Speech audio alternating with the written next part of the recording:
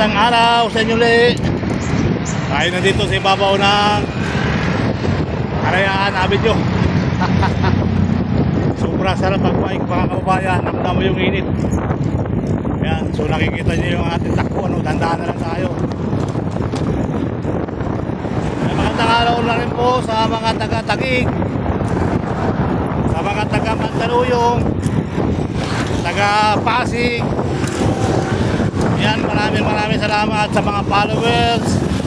Thank you so much sa mga subscriber. Thank you so much mga kababayan ko. Tayo naglalakbay pasimula ng Makati to BGC Taguig. Sukali na ako ng Pinto Cross Avenue. Tayo tapos dito na tayo ng BGC Taguig mga kababayan.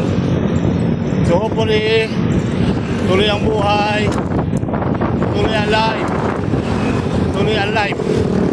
Okay? So banda nito guys, medyo matraffic na. Ayan. So iwas na tayo dito sa bandang kanan. Kasi medyo matraffic na dito ngayon guys. Oh. Ayan, sa video ng camera ko sa dip-dip ko. Ayan, kita-kita nyo rito. Walang daya guys. Oh. Alright. Ayan. So sa gitna pala dapat ano. Kung baka magkamali ka dito sa tabi ay mahulog tayo. Kaya dito na tayo sa gitna. Ha? So kami delikado. Alright, pasok!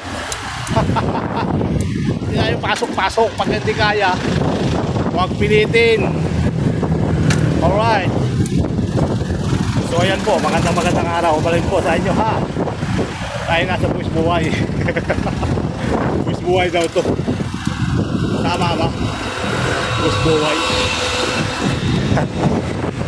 Yan. So, alright. Malamig na. Malamig ang simoy ng hangin. Para ba nananala. Yun o, panalo. Ha? Panalo sila. Panalo sila. Panalo sila.